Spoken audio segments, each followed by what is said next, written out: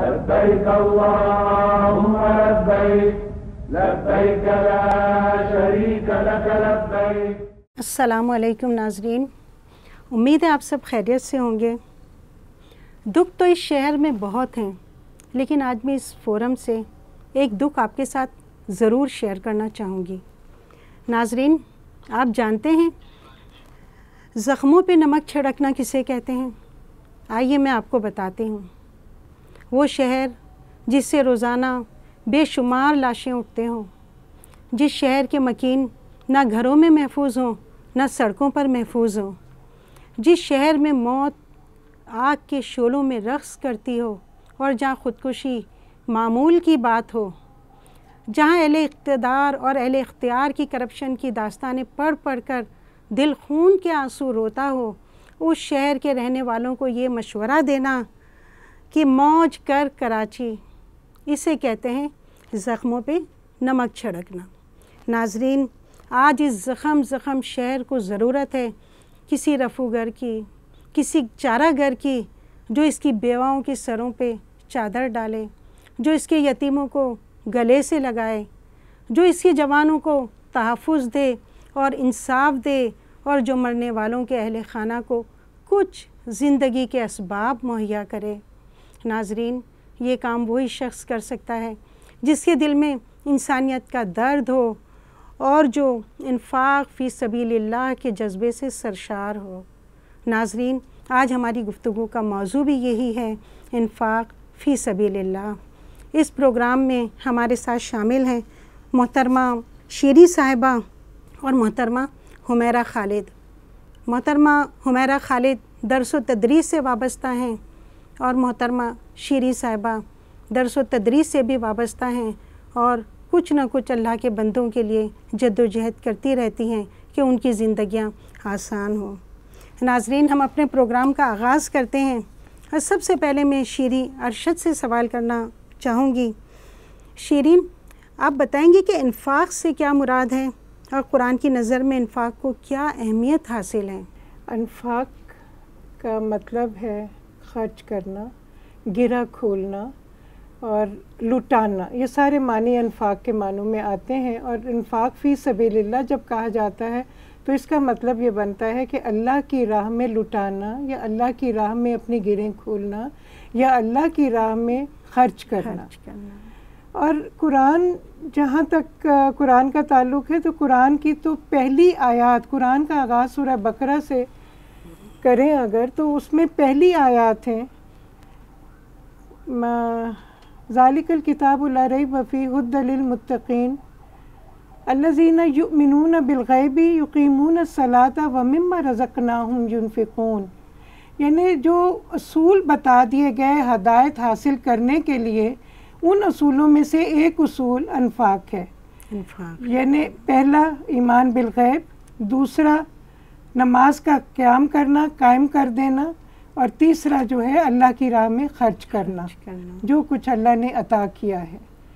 تو قرآن ہر جگہ ہر تھوڑے آیتوں کے بعد پھر انفاق کا ذکر آ جاتا ہے، اور اگر میں اندازہ لگاؤں تو صرف سورہ بقرہ میں ہی اس کو شاید 10 یا 12 دفعے اس کا ذکر آیا ہے کہ اللہ کی راہ میں خرچ کرو، اور مختلف انداز میں کیسے خرچ کرو، کیا خرچ کرو، کتنا خرچ کرو۔ پھر احادیث بھی ہمیں اسی طرح سے ملتی ہیں کہ اللہ کے دین کے لیے کتنا خرچ کرنا ہے، کیا کرنا ہے، اور اگر خرچ نہیں کرتے تو پھر یہی مال، سورہ توبہ میں آتا ہے کہ یہی مال تم پر داغا جائے گا جو سیند کر رکھتے ہو، سونا اور چاندی، آخرت میں قیامت کے دن ان کو تپا کر تمہارے چہروں کو اور پیشانیوں کو داغا جائے گا۔ قرآن میں اہمیت تو اسی بات سے معلوم ہو جاتی ہے۔ ایک تو یہ کہ سورہ بقرہ میں اتنی دفعہ اس کا ذکر، سورہ نساء میں اس کا ذکر، سورہ آل عمران میں اس کا ذکر، آپ پڑھتی چلی جائیں، کوئی سورہ اس کے ذکر سے خالی نہیں ہے۔ صحیح بات ہے۔ یہاں تک کہ آخری پارے میں ہم پہنچتے ہیں تو پوری صورت ایک مال کے اوپر ہمیں موجود ملتی ہے کہ اس کی کثرت کی خواہش ہلاکت میں ڈال دیتی ہے، جس میں اللہ کا حصہ نہ نکالا جائے وہ ہلاکت میں ڈال دیتی ہے۔ اسی طریقے سے ایک ہے کہ معمولی استعمال کی چیزوں کو بھی آپ دینا پسند نہیں کرتے ہو لوگوں کو، تو یہ تمہاری ہلاکت کا باعث ہے، بربادی کا باعث ہوگا، تمہاری نمازیں بھی برباد ہو جائیں گی۔ تو یہ ساری چیزیں دیکھتے ہوئے تو یوں لگتا ہے کہ ہمیں شاید اس سے زیادہ اہم اور کوئی بات نہیں ہے قرآن کے حوالے سے کہ اپنے مال کو تقسیم کیا جائے، تقسیم در تقسیم کیا جائے اور اس سے اللہ کی طرف پھیر دیا جائے تاکہ ہمیں خیر حاصل ہو جائے، انفرادی سطح پر بھی اور اجتماعی سطح پر بھی۔ حمیرہ، انفاق کے بارے میں کیا احکام ہے کہ کتنا خرچ کریں اور کہاں خرچ کریں؟ بسم اللہ الرحمن الرحیم۔ انفاق ایک ایسا موضوع ہے جس میں بڑی وسعت ہے، اور یہ صرف مال کا خرچ کرنا ہی نہیں ہے، بلکہ اس میں اللہ کی دی ہوئی تمام نعمتیں، تمام صلاحیتیں اور تمام قوتوں کو اللہ کی رضا کے مطابق خرچ کرنا جو ہے وہ انفاق کے زمرے میں آتا ہے۔ لیکن آج ہماری گفتگو کا موضوع چونکہ مال سے متعلق ہے، اس لیے اللہ تعالیٰ نے کلام پاک میں فرمایا ہے کہ رحمان کے اصل بندے وہ ہیں والذین اذا انفقوا لم یسرفوا، کہ جب وہ خرچ کرتے ہیں تو نہ فضول خرچی کرتے ہیں، ولم یقتروا، اور نہ بخل کرتے ہیں، وکان بین ذلک قواما، بلکہ دونوں کے درمیان اعتدال پر قائم رہتے ہیں۔ ہمیں اسلامی ہسٹری سے اندازہ ہوتا ہے کہ عرب میں دونوں قسم کے لوگ بڑی کثرت سے پائے جاتے تھے۔ ایسے لوگ بھی تھے جو کہ اپنا مال خوب دل کھول کر خرچ کیا کرتے تھے، مگر ان کا خرچ کیا تھا؟ اپنے مقصد کے لیے، اپنے عیش و عشرت کے لیے، اپنی برادری کی شان دکھانے کے لیے، اپنی فیاضی اور اپنی دولت کے ڈنکے بچانے کے لیے۔ اور ایسے لوگ بھی وہاں موجود تھے جنہیں کہ جو بخیل کے نام سے مشہور تھے، ان کی کنجوسی جو تھی وہ مشہور تھی۔ اعتدال میں کون لوگ تھے؟ وہ بہت تھوڑے سے لوگ تھے جو کہ اعتدال کی روش اختیار کرتے تھے، اور وہ لوگ تھے جو کہ نبی کریم صلی اللہ علیہ وسلم کی تربیت یافتہ اصحاب میں سے تھے۔ آپ نے پوچھا کہ کہاں کیا خرچ کریں یا کہاں خرچ کریں، تو کلام پاک میں اللہ تعالیٰ فرماتے ہیں کہ رسول اللہ سے پوچھا کرتے تھے کہ قل العفو، ہم کہاں خرچ کریں، ہم کیا خرچ کریں؟ تو کہا کرتے تھے کہ جو کچھ بھی تمہاری ضرورت سے زائد ہو۔ اب یہ بڑی ایسی بات ہے کہ زائد کے اوپر آج کے معاشرے میں تو ایسا لگتا ہے کہ آمدنی کم ہے اور خرچ ہی خرچ ہے، تو زائد کہاں سے آئے گا؟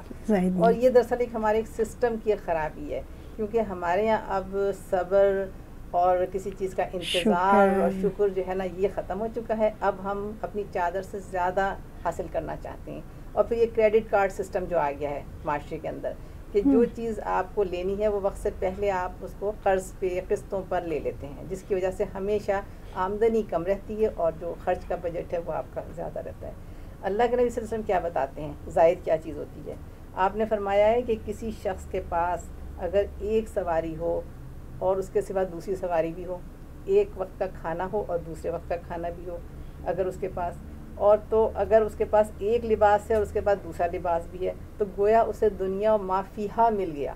کتنی بڑی بات ہے، یعنی یہ ہے کہ دنیا اور اس کے اندر جو کچھ ہے وہ اسے سمجھے سے مل گیا، اتنا وہ امیر، اتنا وہ دولت مند ہو گیا۔ لیکن پھر اس کے بعد کیا فرمایا؟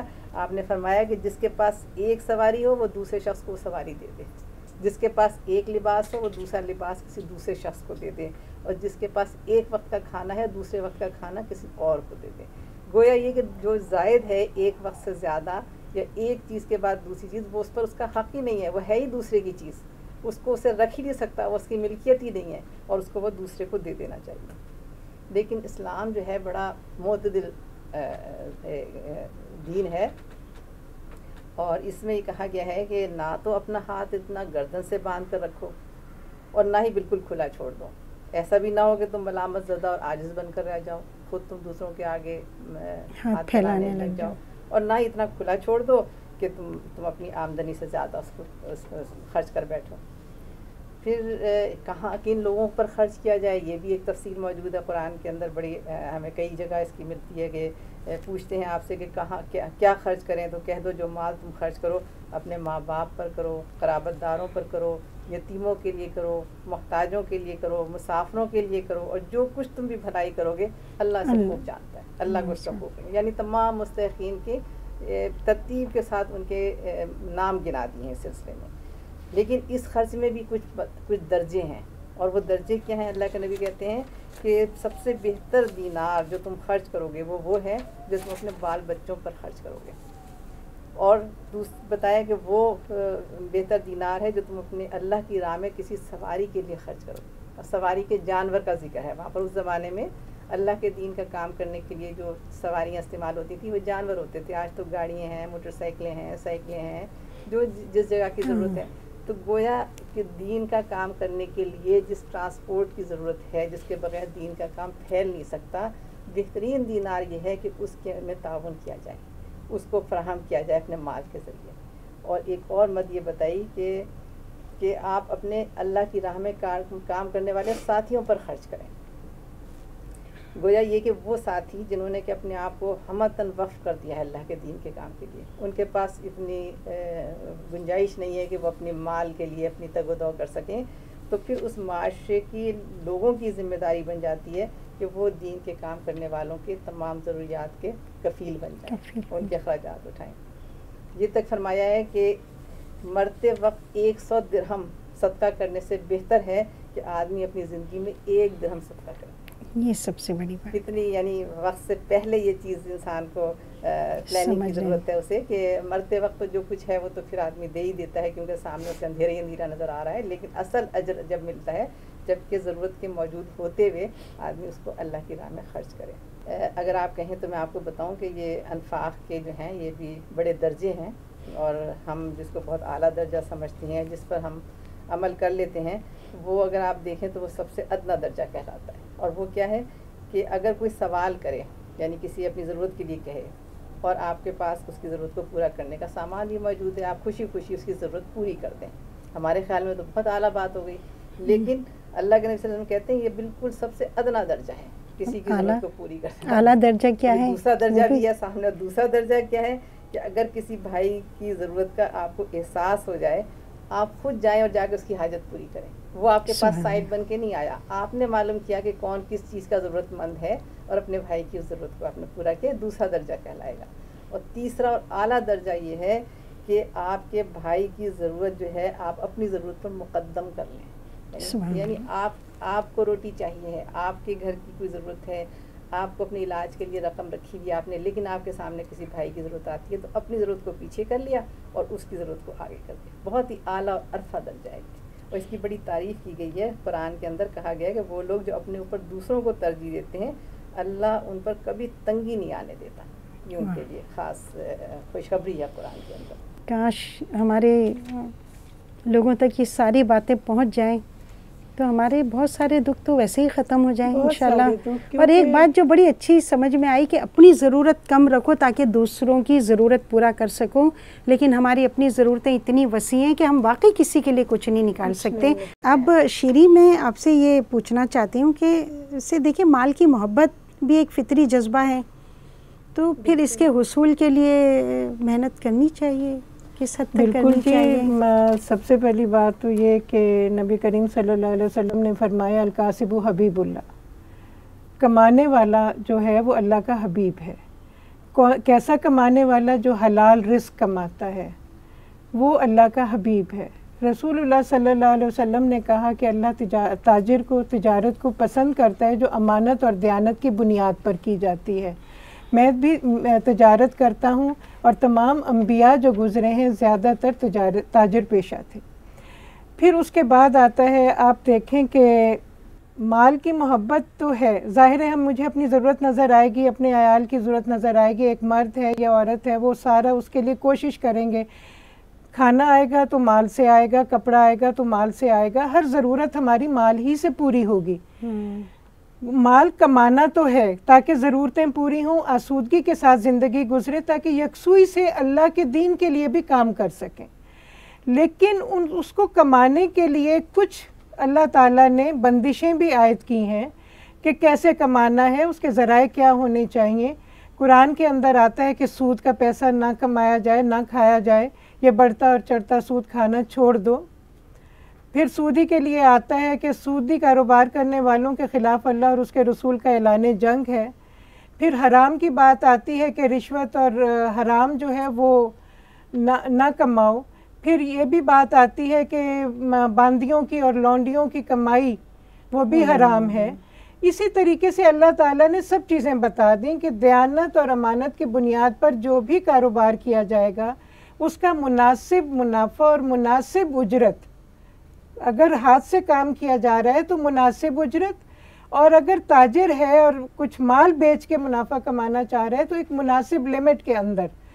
ان لمیٹڈ جو بھی چیز اگر اس کا منافع میں آئے گی تو وہ بھی اللہ کہتا ہے کہ وہ ناپسندیدہ ہے.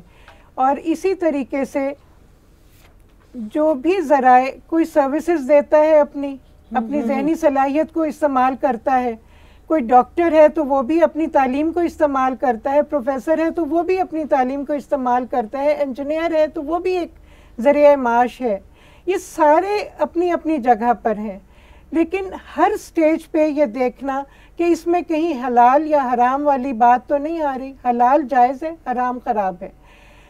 یعنی اگر ایک سروس دے رہا ہے آدمی، جاب کر رہا ہے، اور اس میں اگر وہ وقت میں اپنے آفس کے وقت میں بیٹھتا ہے پیر پسار کے اور تھوڑی اخبار پڑھ لوں اور تھوڑا ریسٹ لے لوں اور تھوڑا یہ کر لوں، اور بعد میں اوور ٹائم لگاتا ہے کہ مجھے زائد پیسے مل جائیں گے اور دفتری کام مجھے کرنا ہے، تو یہ اپنے رزق میں حرام کی آمیزش کر رہا ہے.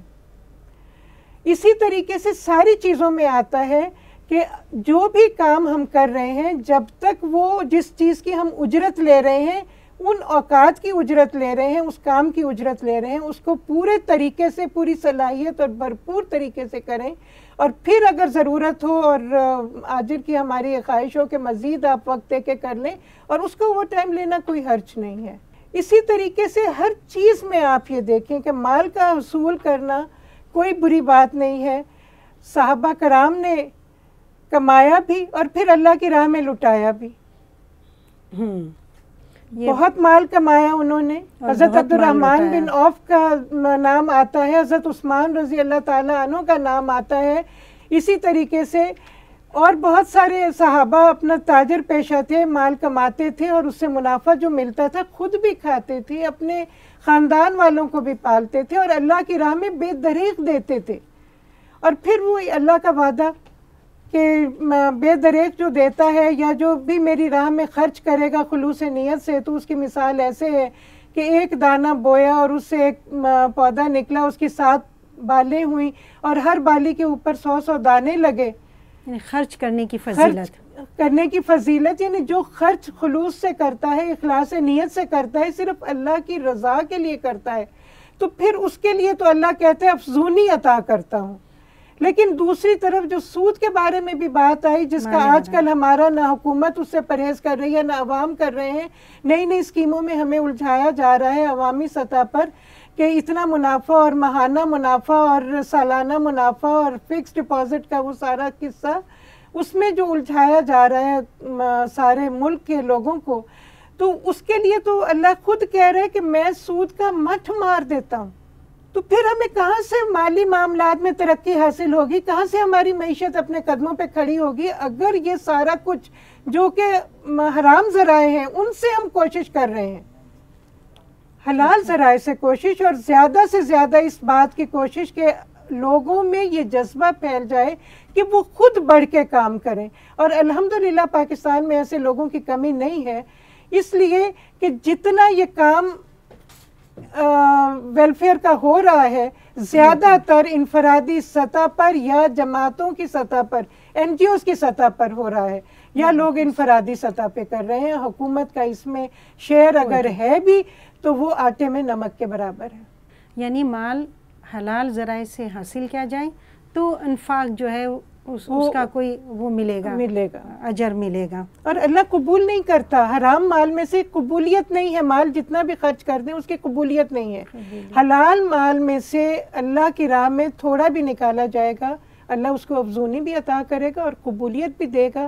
اور پھر وہ اللہ تعالیٰ جو بشارتیں دیتا ہے کہ جنت میں تمہارے لیے گھر بناؤں گا، وہ ساری چیزیں پوری ہوتی ہیں. تو حمیرہ، ہم انفاق کی بات کرتے ہیں، اللہ کی راہ میں خرچ کرنے کی بات کرتے ہیں، تو آپ یہ دیکھیے کہ مالی معاملات میں امانت اور دیانت کا کیا تصور ہے. دیکھیے آج ہمارے پاس الحمدللہ اللہ کے نے بڑے وسائل دیے ہوئے ہیں، لیکن امانت اور دیانت کے نہ ہونے کی وجہ سے آج ہم بڑے پریشان ہیں.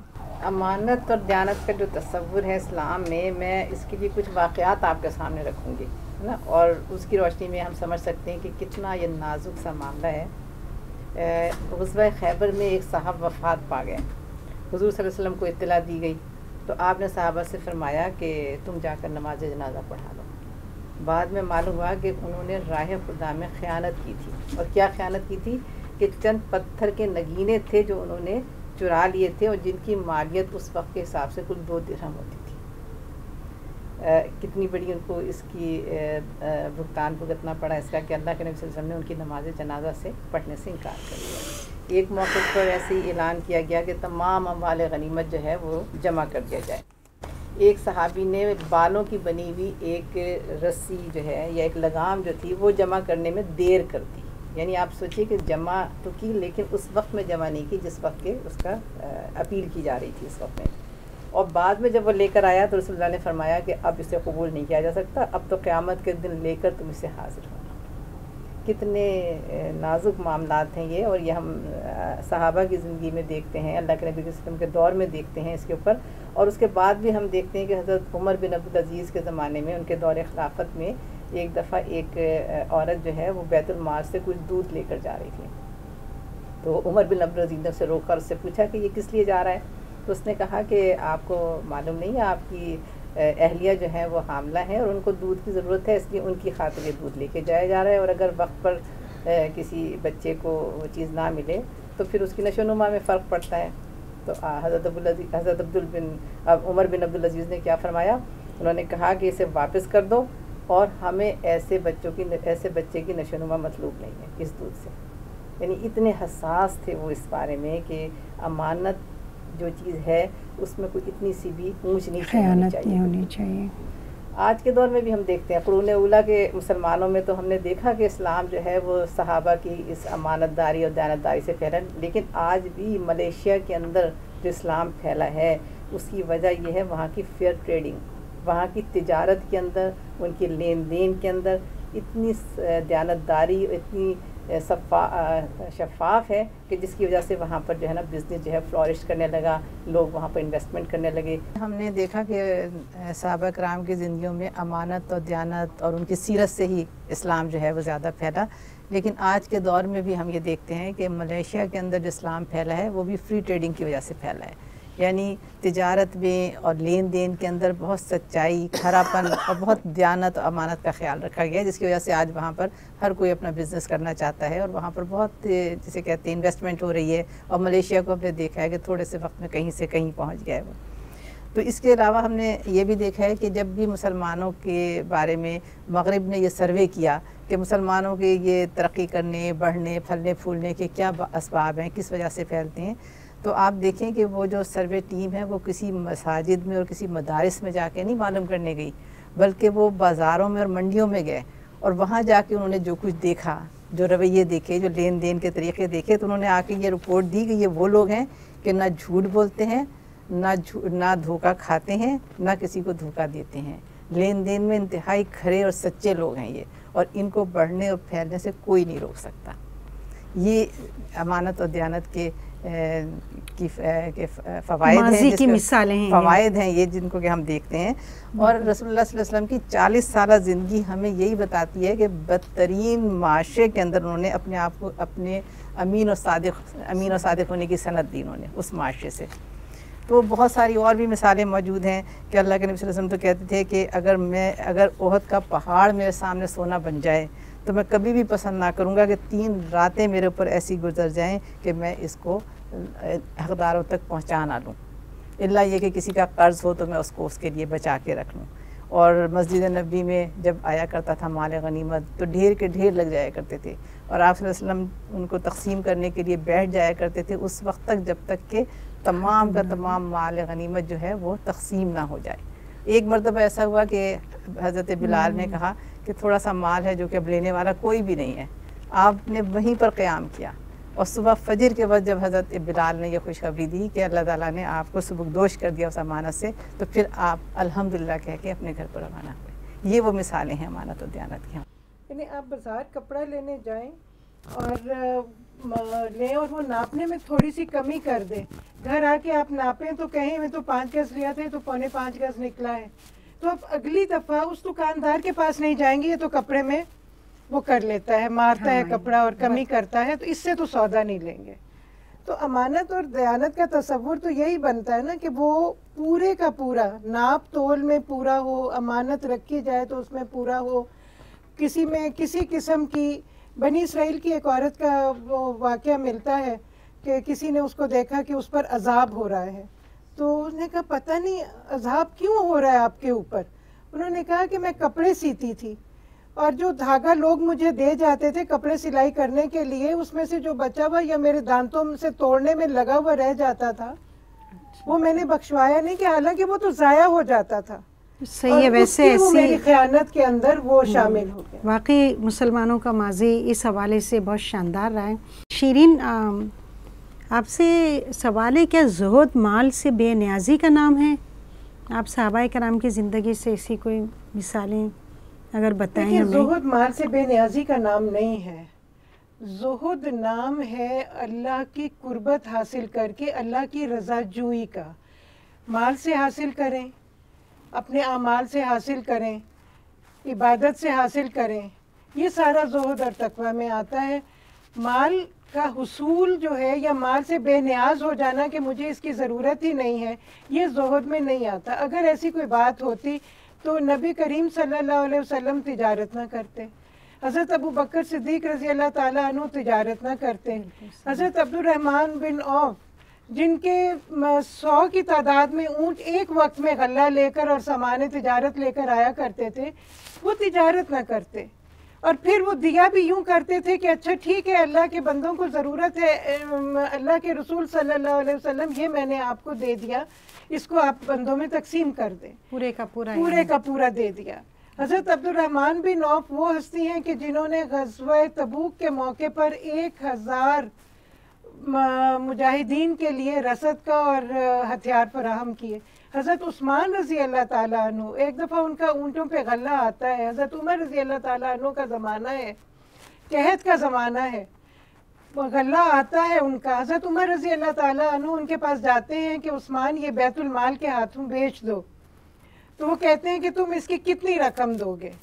وہ بتاتے ہیں، وہ کہتے ہیں بہت کم ہے. وہ بڑھاتے جاتے ہیں اور آخر میں غصہ ہو کے ناراض ہو کے آ جاتے ہیں کہ ان کا جواب یہ ہوتا ہے میں اس کو بیچوں گا جو اس سے بھی زیادہ دے گا.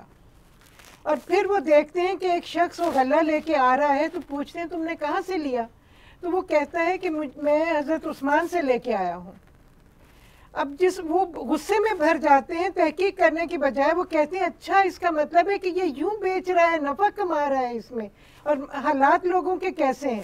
تو وہ جاتے ہیں ان سے پوچھتے ہیں، تو وہ غصہ ان پہ کرتے ہیں، تو کہتے ہیں کہ میں نے یہ سارا اللہ کے ہاتھ بیچ دیا ہے، مجھے اس میں کچھ نہیں چاہیے.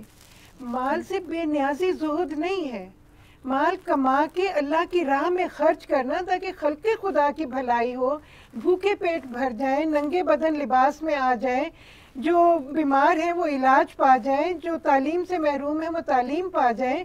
اس نیت سے مال کمانا کہ یا اللہ مجھے برکت عطا فرما کہ میں مزید کر سکوں. اور پھر اس میں اپنی نہ شہرت کی توقع رکھنا، نہ اس میں اپنے نام کی توقع رکھنا کہ میرا نام ہو جائے، اور وہ تو پھر اللہ کی رضا ہوئی ہی نہ. اللہ کی رضا کے لیے کرنا یہ زہد ہے. اچھا جواب دیا. زہد کے اوپر مجھے بھی یاد آ رہا تھا، ہم سمجھتے ہیں کہ مال سے بے نیاز ہو جانے کو زہد کہتے ہیں.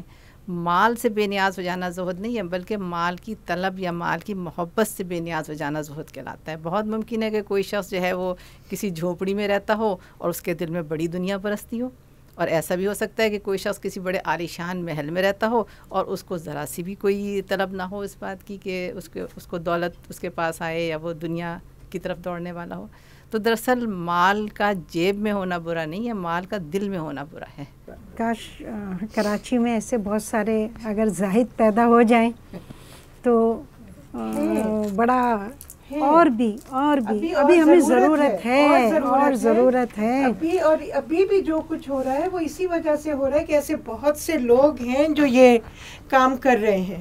ہاں، لوگوں کی فلاح و بہبود. اچھا، آپ یہ بتائیں گی حمیرہ کہ مادہ پرست نظریات سے معاشرے پر کیا اثرات مرتب ہوتے ہیں؟ اگر معاشرہ مادے کی طرف چلا جائے تو پھر کیا حال ہوتا ہے؟ بڑے سوچنے اور فکر کرنے کی یہ چیز ہے، اس میں کوئی شک نہیں کہ اسلام جو ہے وہ مال و دولت کو برا ہرگز نہیں کہتا اور نہ اسے کوئی ناجائز شے تصور کرتا ہے، بلکہ ناجائز طریقے سے دولت کمانا اور ناجائز کاموں میں خرچ کرنا دراصل اسلام جو ہے اس کی نفی کرتا ہے بالکل بھی۔ تو جب مال و دولت کی محبت دل پر چھا جاتی ہے تو سب سے بڑی بات تو یہ ہے کہ انسان جو ہے وہ اللہ اور اس کے بندوں کے حقوق ادا کرنے سے گریز کرنے لگتا ہے، اور پھر اس کے اثرات معاشرے کے اوپر بھی ہوتے ہیں۔ اور پھر آپ دیکھتے ہیں کہ پھر مال کی محبت اتنی غالب آ جاتی ہے کہ اولاد کی محبت بھی اس کے پیچھے رہ جاتی ہے۔ مغربی معاشروں میں یہ عام اس طرح کے واقعات سننے میں آتے ہیں کہ لوگ اپنے بچوں کا بیمہ کراتے ہیں اور بیمہ کرانے کے بعد خود اپنے بچوں کو سلو پائزن دے کے اس لیے ختم کر دیتے ہیں کہ ان کے بیمے کی رقم کو وہ اپنے اکاؤنٹ میں ٹرانسفر کر سکیں۔ ہم دیکھتے ہیں کہ ضعیف بوڑھے گھر میں والدین ہوئے یا کوئی ایسے ڈسیبل بچے ہوئے جن کے اوپر کوئی مالی اخراجات کرنا ہوتے ہیں اور وہ خود کوئی انکم نہیں دے سکتے، تو ان کو وہاں پر ایک بوجھ سمجھا جانے لگتا ہے۔ اور اس کی وجہ یہ ہے کہ مال کی محبت جب پیدا ہو جاتی ہے تو پھر انسان کے اندر سے قربانی کا جذبہ ختم ہو جاتا ہے، دوسروں کے ساتھ ہمدردی کرنے کا جذبہ ختم ہو جاتا ہے، اور پھر ہم دیکھتے ہیں کہ پھر معاشرے کے اندر جو حال ہے وہ ہمیں نظر آتا ہے۔ اور اس کی کیفیت بھی یہ ہے کہ جب کسی سوسائٹی کے اندر جو مفلوق الحال طبقہ ہے اس کی اگر داد رسی نہیں کی جاتی، اس کی اگر خبر گیری نہیں کی جاتی، تو پھر وہ طبقہ جو ہے وہ معاشرے کے اندر ظلم کا دورہ کر دیتا ہے۔ آج کیوں ہو رہا ہے ہمارے ملک کے اندر کہ ایک چھوٹا سا کوئی یہ موبائل چھیننے کا عمل کہہ لیں یا کوئی بھی لوٹ مار دیکھ لیں، کس لیے ہو رہی ہے؟ قتل ہو جاتے ہیں، جان کی پرواہ نہیں ہوتی ہے۔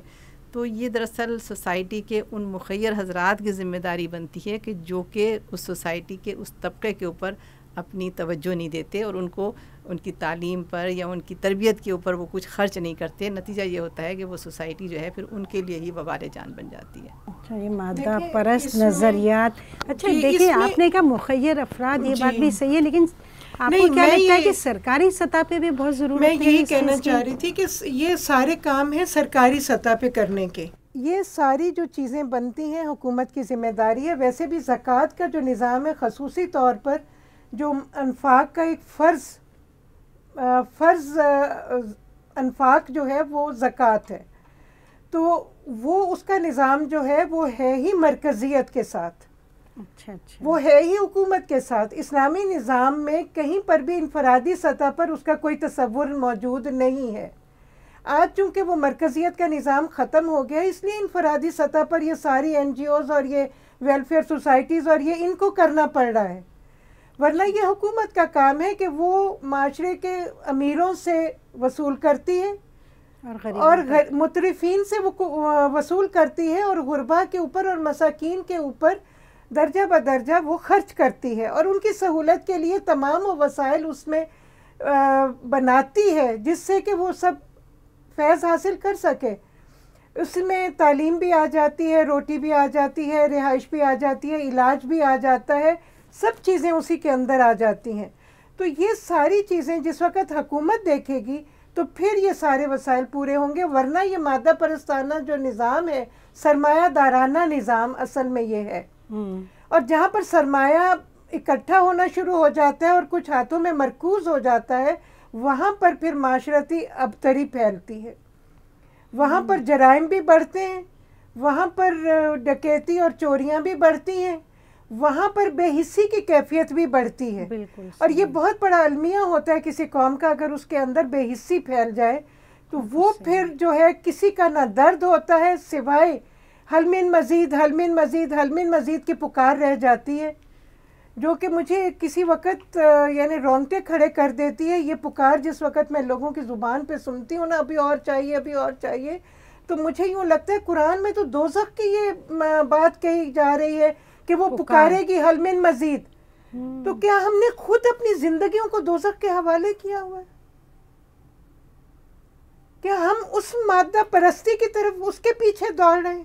یعنی آج ہمارے معاشرے میں جو کچھ ہو رہا ہے یہ مادہ پرستی کی جو ایک لہر آئی ہوئی ہے، یہ مادہ پرستی کے ثمرات ہیں یہ۔ اچھا حمیرہ، اسلام ہمیں خرچ کرنے کے کیا اصول بتاتا ہے؟ آپ دیکھیں اسلام ہمیں کمانے کے بھی اصول بتاتا ہے، اور کمانے کے بعد بھی یہ نہیں کہ اپنی مرضی سے خرچ کریں، تو اسلام ہمیں خرچ کرنے کے کیا اصول بتاتا ہے، اور کیا اس کے بھی درجے ہیں؟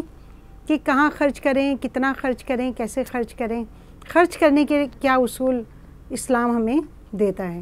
جی، خرچ کرنے کے اصول اگر قرآن کی روشنی میں آپ کو بتاؤں تو قرآن کی آیات ہمیں بتاتی ہیں کہ ایمان لانے والے جو ہیں ان کے نزدیک سب سے پہلے یہ چیز ہوتی ہے کہ ہم جو کچھ بھی خرچ کر رہے ہیں صرف اللہ کی خاطر کر رہے ہیں، اللہ کی رضا کے لیے کر رہے ہیں.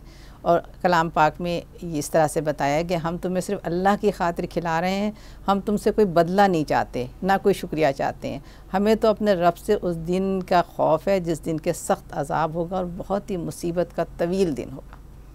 اور دوسرا اصول وہ بھی ہمیں قرآن کی روشنی میں پتہ چلتا ہے کہ جو کچھ بھی خرچ کیا جائے، چاہے وہ صدقات ہوں یا وہ خیرات ہوں، وہ ان میں ریاکاری نہ ہو، ان میں نمائش نہ ہو.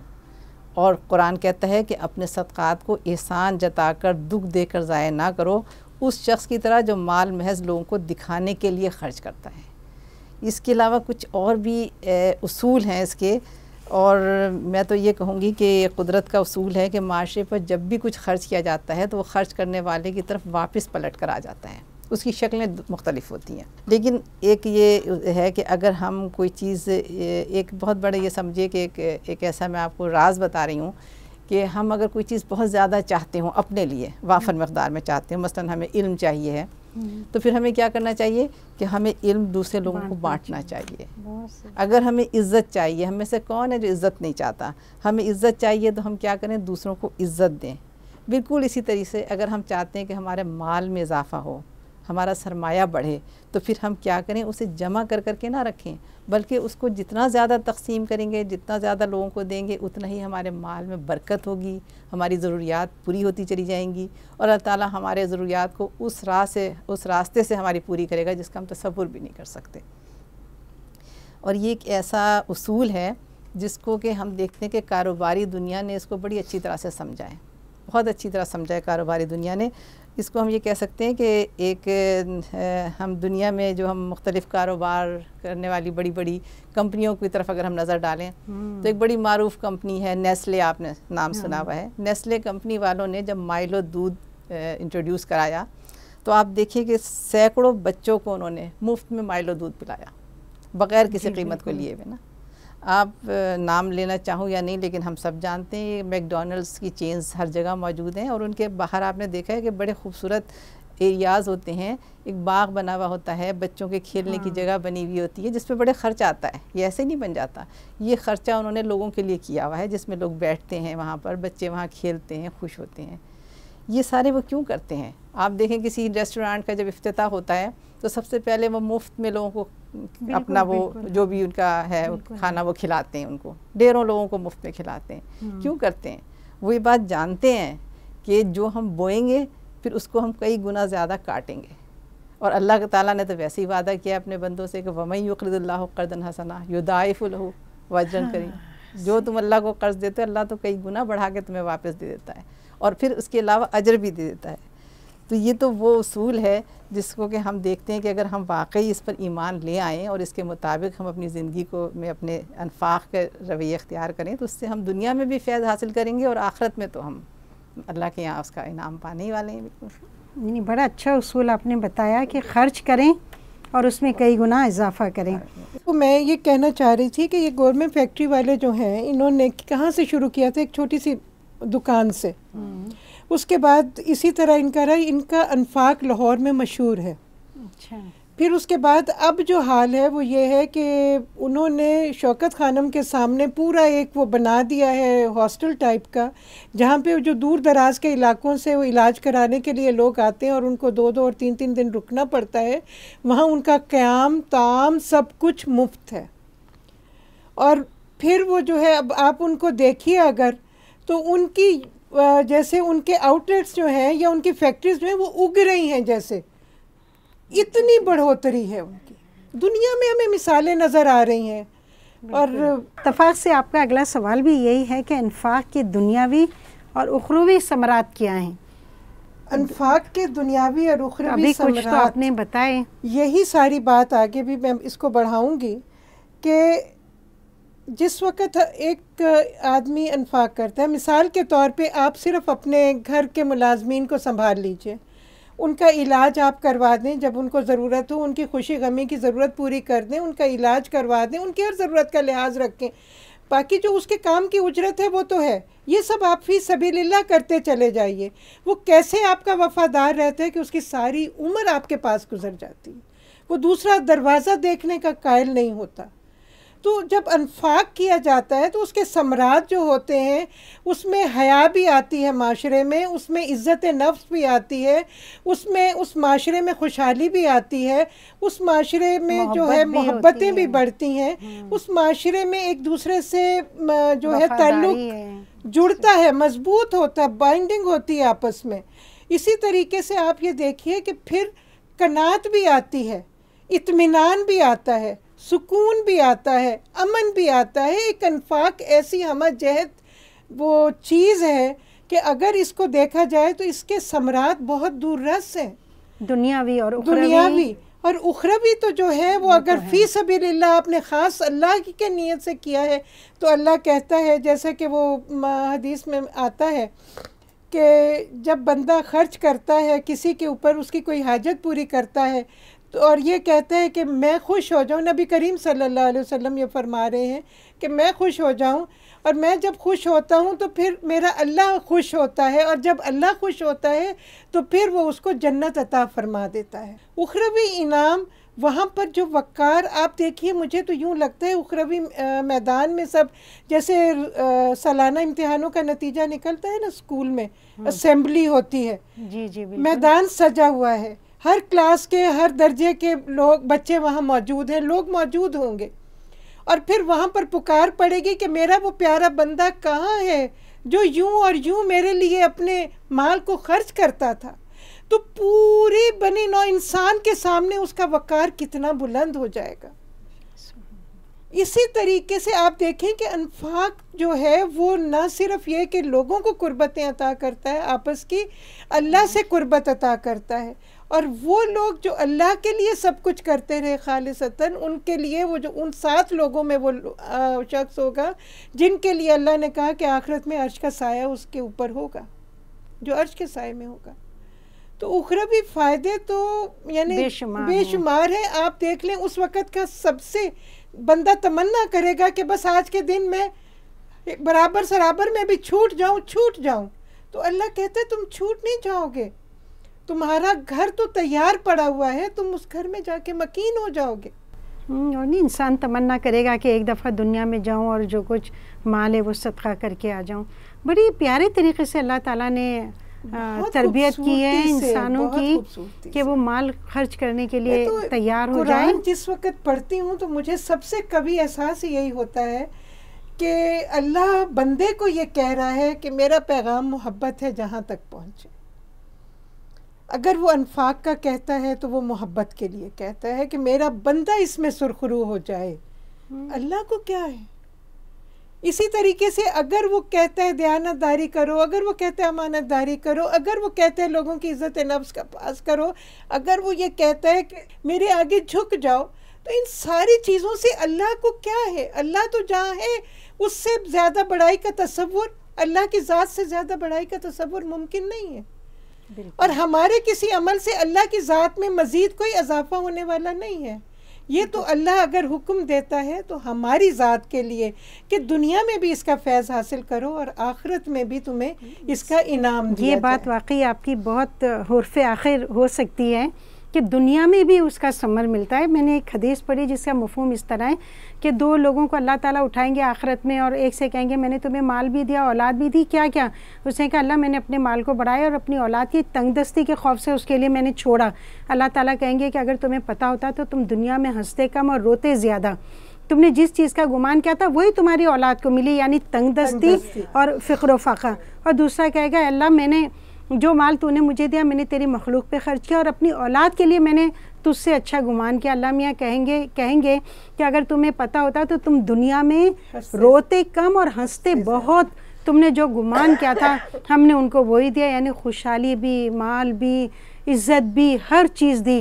تو ناظرین اس سے پہلے کہ ہم اللہ کے سامنے حاضر ہوں کیوں نہ آج ہم وہی کام کر لیں جس کا اللہ نے ہم سے وعدہ کیا ہے کہ ہم اپنی اولاد کے لیے، اپنے مستقبل کے لیے جو اللہ کے پاس ہے اس پہ بھروسہ کریں، اور اللہ نے جو ہمیں دیا ہے آج، اسے آج ہم اللہ کی مخلوق پہ خرچ کر لیں تو اللہ کے ہم ضرور مطمئن ہوں گے اور مسرور ہوں گے۔ اللہ نے کہا نا کہ یا سب ان مالہ و اخلدا، وہ سمجھتا ہے کہ اس کا مال ہمیشہ اس کے پاس رہے گا، کلّا ہرگز نہیں، لَيُنْبَذَنَّ بزنا فی الحطمہ، وہ حطمہ میں ڈالا جائے گا۔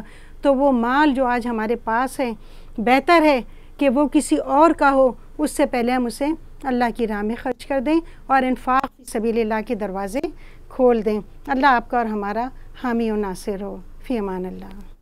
لبیک اللہم لبیک، لبیک لا شریک لک لبیک، لبیک اللہم لبیک، لبیک لا شریک لک لبیک۔